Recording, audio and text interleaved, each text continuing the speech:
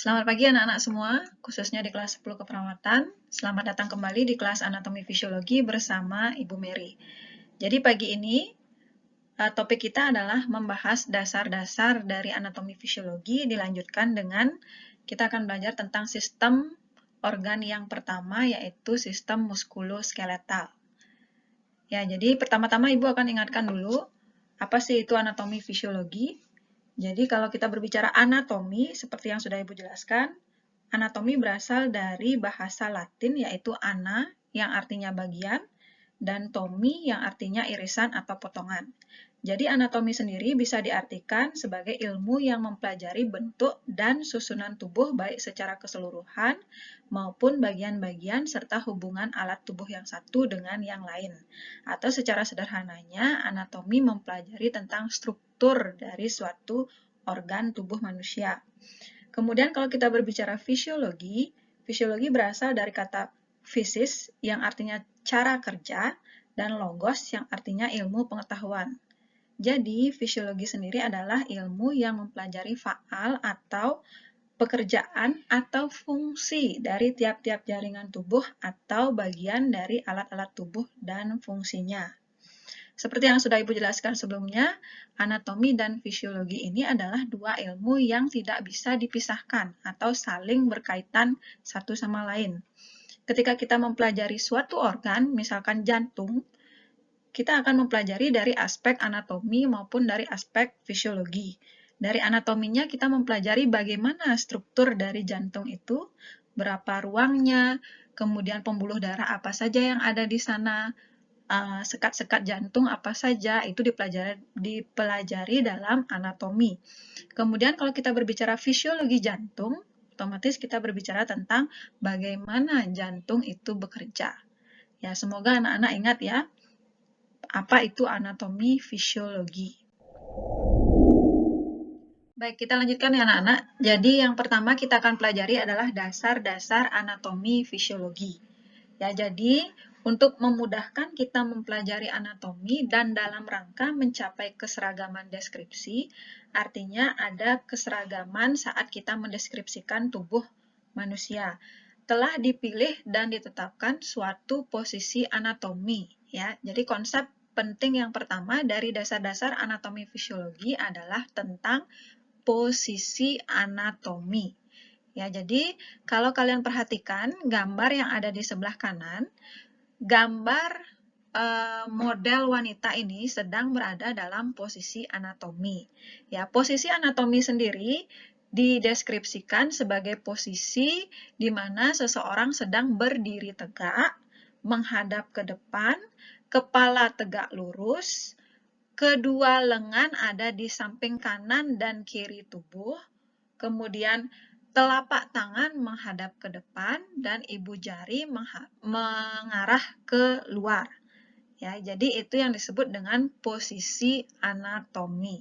Mudah-mudahan kalian bisa mengerti dengan penjelasan dan gambar yang Ibu berikan. Lanjut ke konsep penting yang kedua, yaitu tentang bidang pembelahan tubuh manusia atau bidang imajiner. Jadi untuk memudahkan dalam mendeskripsikan anatomi itu sendiri, ditetapkan juga bidang-bidang hayal atau imajiner di tubuh manusia. Ya, kalian perhatikan lagi gambar yang ada di sini. Jadi ada bidang-bidang yang membagi tubuh manusia. Ya, yang pertama kita bahas adalah bidang sagital, ya, atau bidang median. Kalau kalian perhatikan, bidang sagital itu ada di bagian tengah dari kepala menuju ke kaki, membagi tubuh manusia menjadi bagian kanan dan bagian kiri. Ya, bagian kanan dan bagian kiri. Itu bidang sagital. Posisinya tepat ada di ubun-ubun mengarah ke bawah. Ya, membelah menjadi bagian kanan dan kiri. Bidang imajiner yang kedua adalah bidang koronal atau frontal. Ya, koronal atau frontal ini adalah bidang yang membagi tubuh manusia menjadi bagian depan dan bagian belakang. Bagian depan diistilahkan dengan bagian anterior, bagian belakang diistilahkan dengan bagian posterior. Ya, mudah-mudahan bisa kalian membedakan ya. Kalau sagital, bidang sagital ini membagi tubuh manusia menjadi bagian kanan dan kiri. Kalau bagian koronal atau frontal membagi tubuh manusia menjadi bagian depan dan belakang. Bidang-bidang ini sekali lagi sifatnya adalah imajiner. Jadi diimajinasikan saja ada bidang seperti yang Ibu sebutkan, sehingga kalian lebih mudah dalam mempelajari anatomi. Bidang yang ketiga disebut dengan istilah bidang horizontal. Ya, bidang horizontal ini membagi tubuh manusia menjadi bagian atas atau superior dan bagian bawah atau inferior. Ya, jadi ada 3 bidang imajiner yang penting di dalam mempelajari anatomi fisiologi. Baik anak-anak, jadi ada 3 bidang imajiner atau bidang pembelahan tubuh manusia yang harus kalian ingat ya untuk dasar-dasar anatomi fisiologi yang kedua. Nah, dari bidang-bidang imajiner tadi, ya jadi terciptalah bagian-bagian tubuh manusia, entah itu kanan, kiri, depan, belakang, atas, bawah. Ya, jadi semua nama bagian-bagian tubuh itu ada dalam atau memiliki bahasa Latinnya. Jadi kalau kita berbicara konsep penting yang ketiga, istilah-istilah anatomi, semua bagian tubuh manusia ini mempunyai istilahnya masing-masing. Contoh, ketika kita berbicara bidang sagital atau median plane, ini kan membagi tubuh menjadi bagian kanan dan kiri. Kanan sendiri mempunyai istilah dextra. Kemudian kalau kita berbicara bagian kiri, itu istilahnya adalah sinistra. Diingat ya, nanti istilah ini akan digunakan misalkan dalam mempelajari jantung. Kan ada bilik kanan, bilik kiri. Asalkan berbicara kanan, kita sebut istilahnya dengan dextra. Kalau berbicara kiri, kita sebut istilahnya dengan sinistra. Ya, itu baru 3 istilah ya, sagittal plane, dextra, sinistra. Istilah berikutnya, ketika kita berbicara bidang imajiner koronal atau frontal ini. Bidang ini membagi tubuh menjadi depan dan belakang. Istilah untuk bagian tubuh yang lebih di depan, itu istilahnya adalah anterior. Kalau yang lebih di belakang, istilahnya adalah posterior. Ya, kemudian bidang yang ketiga, bidang horizontal. Bidang horizontal ini membagi tubuh menjadi bagian atas dan bagian bawah. Bagian atas kita istilahkan dengan superior, super ya. Kemudian bagian bawah kita istilahkan dengan inferior. Superior atas, inferior bawah. Istilah-istilah lain masih banyak ya, ada tidak hanya anterior, posterior, dextra, sinistra, superior, inferior. Di sini kita lihat ada istilah lateral, ada istilah medial. Kalau kita berbicara lateral, itu artinya mengarah ke pinggir atau luar. Kalau kita berbicara medial, medium ya, tengah, jadi arahnya adalah menuju ke tengah ya, atau menuju ke pusat tubuh. Contohnya ini bisa digunakan di mata ya. Nanti ada otot bola mata yang menggerakkan mata ke pinggir, yaitu namanya otot lateral. Kalau kita berbicara otot bola mata yang menggerakkan bola mata ke arah tengah atau menuju ke hidung, itu kita sebut dengan istilah otot medial. Ya, mudah-mudahan jelas dengan contoh yang Ibu berikan. Kemudian ada istilah berikutnya di sini, proksimal dan ada distal. Kalau kita berbicara proksimal, itu artinya mendekati sumbu tubuh. Ya, pro itu kan artinya mendukung ya, jadi mendekat. Proksimal, mendekati sumbu tubuh. Yang mana namanya sumbu tubuh ya? Badan kita ini ya. Kalau proksimal, berarti menuju ke sumbu tubuh. Kalau distal, distant. Kalau kalian tahu istilah LDR, long distance relationship, kan hubungan jarak jauh. Ya, distal itu hubungannya atau artinya adalah menjauh, menjauhi pusat tubuh. Ya, sudah berapa banyak istilah yang kalian temukan? Silahkan dihitung. Kemudian ada istilah dorsum, ada istilah palmar. Kalau berbicara dorsum, itu berbicara punggung tangan. Kalau berbicara palmar, palmar surface of hand, itu kita berbicara telapak tangan. Begitu juga di kaki ya, ada dorsum of foot. Ya, jadi kita berbicara punggung kaki, ada plantar surface of foot. Berarti kita berbicara telapak kaki. Ya, itu beberapa istilah yang ditunjukkan di gambar ini atau istilah-istilah anatomi. Ya, silahkan untuk tugas 1 kalian cari sebanyak-banyaknya istilah-istilah anatomi manusia. Ya, ada banyak istilah-istilahnya, silahkan kalian cari dalam bahasa Latin dan bahasa Indonesianya apa artinya. Ya, itu tugas 1. Baik, anak-anak, berikutnya kita masuk ke konsep penting yang keempat, yaitu rongga tubuh atau body cavity. Ya, jadi rongga tubuh manusia, kita bisa bedakan dulu menjadi 2. Ada yang disebut dengan dorsal cavity. Nah, ini istilah anatomi lagi ya, anak-anak. Jadi dorsal. Dorsal ini adalah istilah yang mengarah ke punggung. Ya, jadi rongga-rongga yang ada di dekat punggung kita sebut dengan dorsal cavity. Dorsal itu mengarah ke punggung, cavity itu rongga.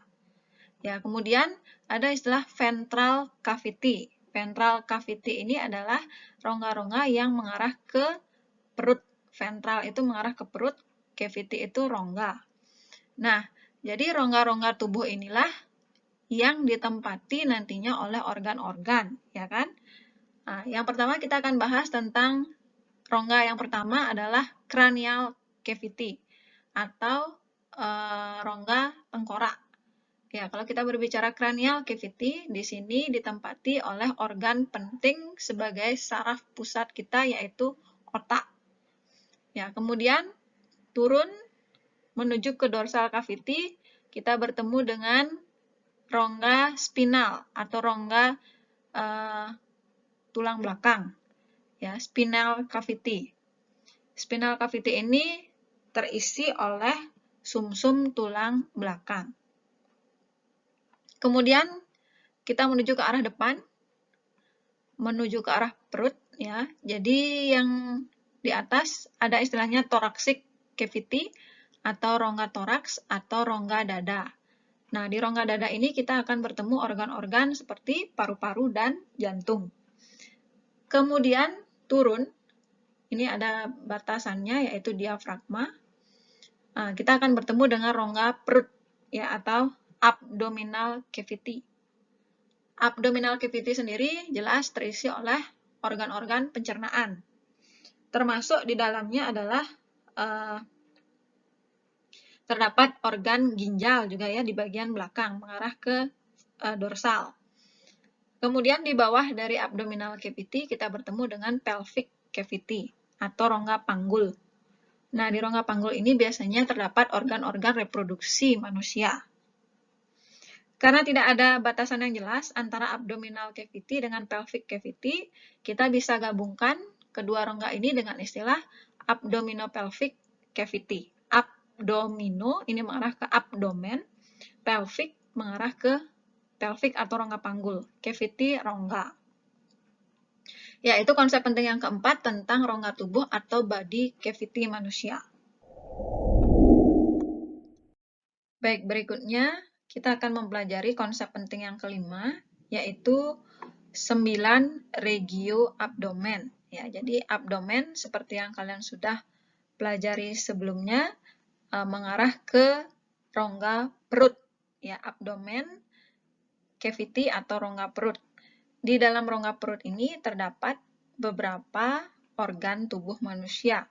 Ya, jadi untuk mempermudah mempelajari, dibuat kembali garis imajiner di sini ya untuk membagi rongga abdomen ini menjadi 9 regio. Namanya 9 regio abdomen atau 9 daerah di rongga perut. Ya, jadi kalau kita perhatikan bagian yang Ibu tunjuk ini disebut dengan right hypochondriac region ya atau regio hipokondriak kanan. Kemudian di sebelahnya atau di tengah-tengah ini ada epigastric region atau daerah epigastrik. Kemudian sebelahnya ada left hypochondriac region atau daerah hipokondriak kiri. Kemudian turun ke bawah ada right lumbar region atau daerah lumbar kanan. Kemudian di tengah-tengahnya ada umbilical region atau daerah umbilikal. Kemudian di sebelahnya ada left lumbar region atau daerah lumbar kiri. Turun. Ya, ini seperti main game jadinya nih ya. Turun ini ada right iliac region atau daerah iliak kanan. Di tengah-tengahnya ada hypogastric region. Kemudian terakhir, daerah ke-9 adalah left iliac region atau daerah iliak kiri. Nah, itu dia nama-nama dari ke-9 regio abdomen manusia. Nah, tugas kedua kalian adalah silahkan kalian cari tahu apa saja organ-organ yang ada di masing-masing regio abdomen. Contoh, di right hypochondriac region atau daerah hipokondriak kanan, kalian perhatikan di sini ada organ apa saja? Oh, ada hati di sini ya. Ya, kemudian ada organ lainnya tidak? Silahkan kalian cari tahu. Begitu juga untuk daerah-daerah atau regio abdomen yang lain. Intinya kalian cari tahu apa saja organ-organ yang terdapat di masing-masing regio abdomen manusia. Itu tugas 2. Baik anak-anak, sekian dulu untuk perkenalan dasar-dasar anatomi fisiologi. Jadi untuk hari ini silahkan kalian fokus untuk mengerjakan tugas 1 dan tugas 2. Jika ada pertanyaan, silahkan sampaikan di grup WA terkait dengan tugas 1 dan tugas 2.